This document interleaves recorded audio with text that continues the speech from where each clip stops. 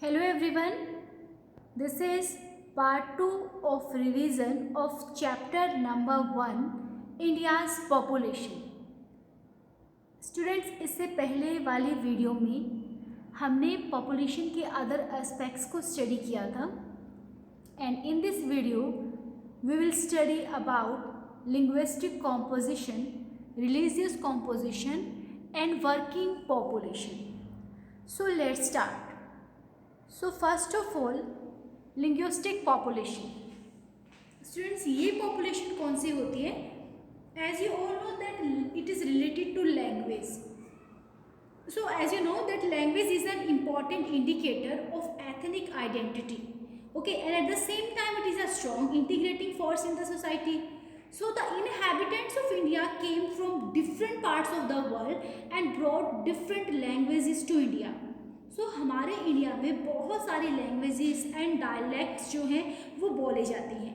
So language became a very important basis for the formation of state in India after independence. So हमारे India के अंदर अगर हम बात करें 16 मतलब लैंग्वेजेस की, टोटल लैंग्वेजेस की, तो टोटल 1652 लैंग्वेजेस जो हैं वो मदर टंग जो है लैंग्वेज को लिस्टेड किया गया है.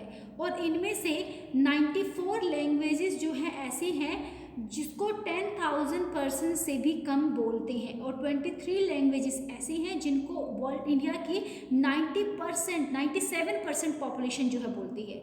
ओके, सो अब देखिए, अगर हम बात करें अपने 8th शेड्यूल की, सो हमारे इंडिया के अंदर जो पार्लियामेंट है उसने 20 अगस्त 1992 को 8th शेड्यूल में जो है टोटल लैंग्वेजेस को ऐड किया.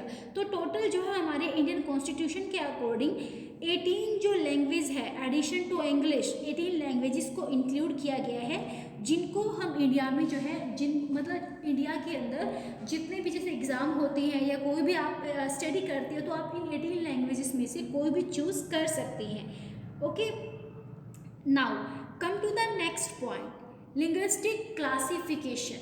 यानी इसमें मेनली क्या आता है, हमारी लैंग्वेज के बेस पे जो डिफरेंट स्पीकर्स ऑफ लैंग्वेजेस हैं इंडिया के अंदर वो डिफरेंट फैमिलीज से बिलोंग करती हैं. सो वो फैमिलीज कौन सी हैं? Here are the 4 families.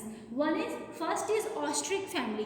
Students, जो ऑस्ट्रिक फैमिली होती है टोटल जो है 1.38% लोग हैं जो ऑस्ट्रिक फैमिली से बिलोंग करते हैं. और इसका जो मेनली एरिया है वो मेघालय, निकोबार आइलैंड, वेस्ट बंगाल, उड़ीसा, आसाम, मध्य प्रदेश, महाराष्ट्र, मतलब ये जो इस एरिया वाले जो लोग हैं वो ऑस्ट्रिक फैमिली के अंडर आती हैं. आफ्टर दैट द्रविडियन फैमिली में नियर बाई 20% जो लोग हैं वो द्रविडियन फैमिली से बिलोंग करते हैं.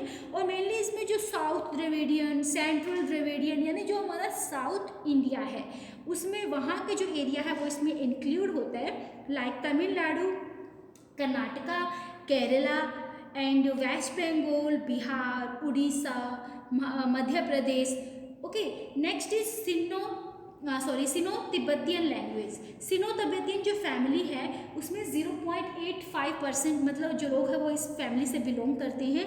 और ये जो है मेनली जो हिमालय वाला एरिया है, ओके, आसाम हिमालय वाला जो एरिया है उस एरिया के लोग जो है वो इस फैमिली से बिलोंग करते हैं, लाइक जम्मू एंड कश्मीर, हिमाचल प्रदेश, सिक्किम, नागालैंड, मणिपुर, मिजोरम, त्रिपुरा, मेघालय, अरुणाचल प्रदेश. ये सिनो तिब्बतियन लैंग्वेज है. जो तिब्बत वाला जो एरिया है ना वो सारा इस फैमिली में अंडर आता है. इंडो यूरोपियन, इनको आर्यंस भी बोलते हैं और 73% जो लोग हैं इंडिया के वो आर्यन फैमिली से बिलोंग करते हैं. सो इसमें आउटसाइड इंडिया का जो जम्मू एंड कश्मीर वाला पार्ट है या जो पंजाब, हिमाचल, यूपी, राजस्थान, हरियाणा, एमपी, बिहार, उड़ीसा, गुजरात, महाराष्ट्र, गोवा, इन स्टेट्स में जो है वो जो लोग हैं वो यूरोपियन या आर्यन फैमिली से बिलोंग करते हैं.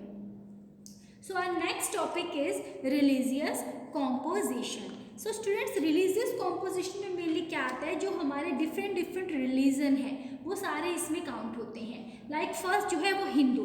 तो 2001 के सेंसस के अकॉर्डिंग जो हिंदू हैं वो largest part of Indian population है।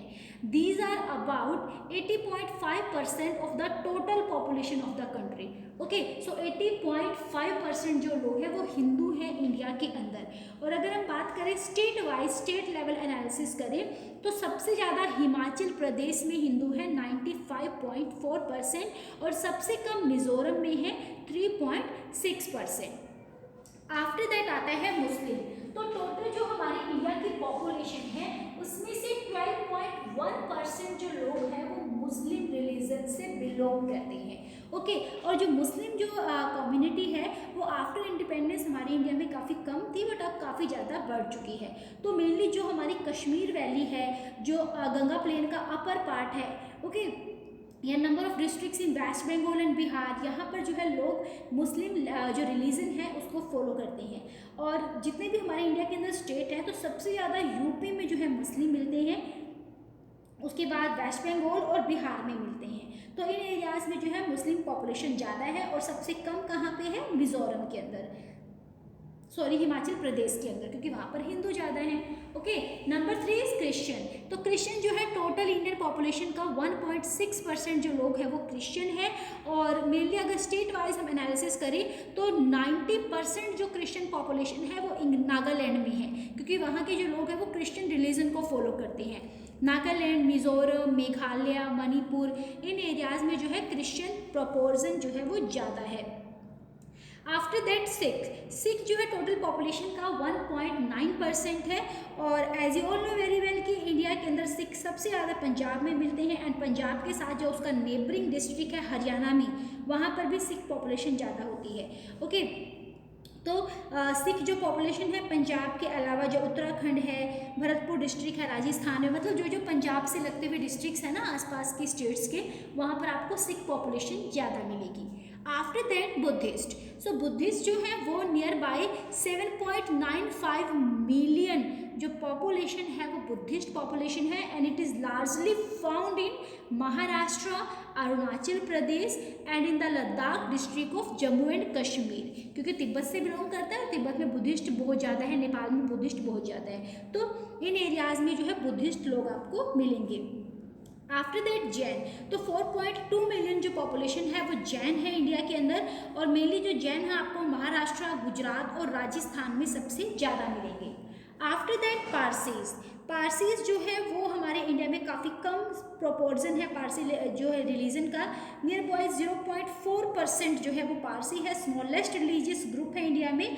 और ये जो है आपको ज़्यादातर मुंबई में मिलेंगे या जो गुजरात का कोस्टल एरिया है, सूरत का कोस्टल एरिया है, आपको वहाँ मिलेंगे। After that our next topic is composition of working population. जो हमारी पॉपुलेशन जो वर्किंग है उसका क्या कॉम्पोजिशन है, उसमें कैसे कैसे हैं। So population of India on the basis of their productive work is divided into 3 groups: main workers, marginal workers and non workers. So main workers कौन से होंगे according to 1981 के सेंसस के अकॉर्डिंग अगर हम बात करें तो कोई भी ऐसे person who are engaged in any economically gainful work for a period of 183 days।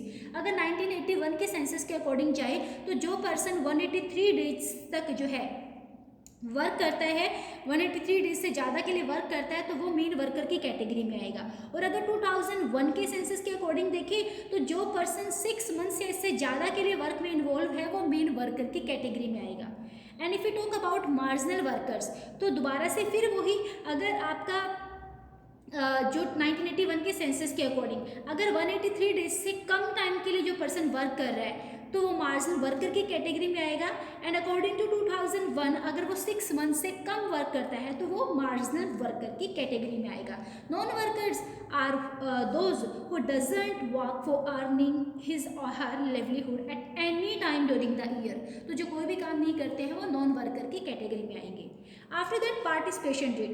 So participation of workers in a population is expressed by a rate called participation rate. इसमें मेनली क्या होता है, पार्टिसिपेशन जो है वो mail और female दोनों की सेपरेटली कैलकुलेट की जाती है। तो अगर हम पार्टिसिपेशन रेट की बात करें तो जो मेल और फीमेल की अगर हम बात करते हैं तो जो मेल पॉपुलेशन है वो वर्क में ज़्यादा पार्टिसिपेट करती है as compare to female population. Now, why females participation rate is very low in India? So there are so many reasons for the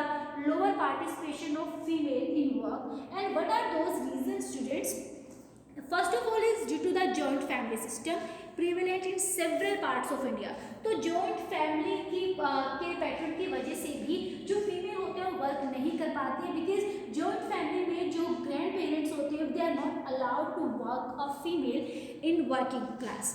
okay, next is deprive of proper education. जो female है उसको proper education आज भी India में बहुत सारे parts में नहीं मिल रही है। So due to the lack of proper education females are not able to participate in economic activities. Next is family planning.